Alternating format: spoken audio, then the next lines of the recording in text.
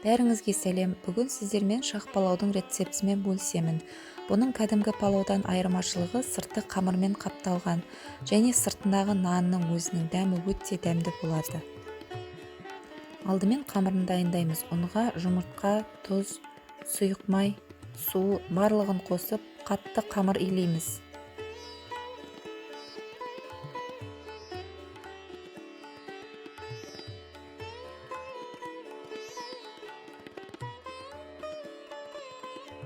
Және қамырды пакетке салып тоңазытқышқа қоя тұрамыз.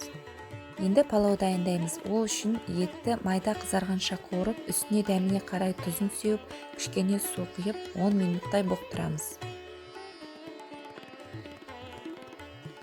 Одан кейін туралған жуаны және сәбізді қосып қуырамыз.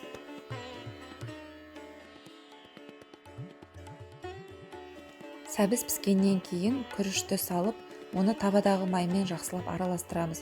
Сол кезде біздің палауымыздың күріші жабыспайтын болып піседі. Дәміне қарай тұзды әртүрлі қоспаларды қосып, қайнап тұрған суды құямыз.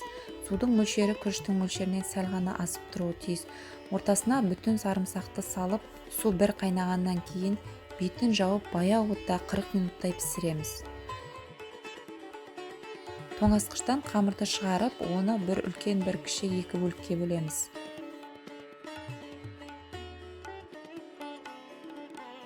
Үлкен бөлігін жұқалап боқтаумен жаямыз.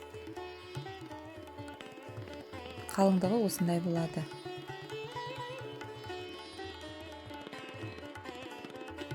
Жайған қамырды формамызға төсейміз.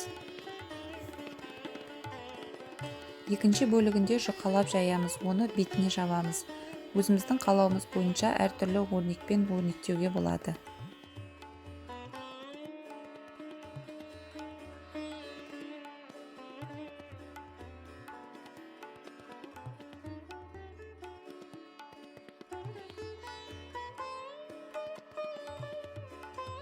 Табаға жайылған қамырдың үстіне піскен палауды салып, палаудың жан-жағын қамырмен жабамыз.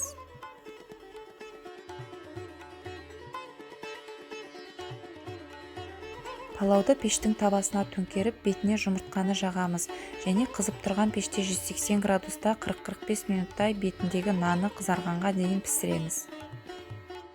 Шақ палаудың дәмі өте дәмді болып шығады. Пісіріп көруге кеңес беремін. Астарыңыз дәмді болсын. Видео ұнаса лайк басып, пікір жазуды ұмытпаңыздар. Сіздермен болған Кәмшат.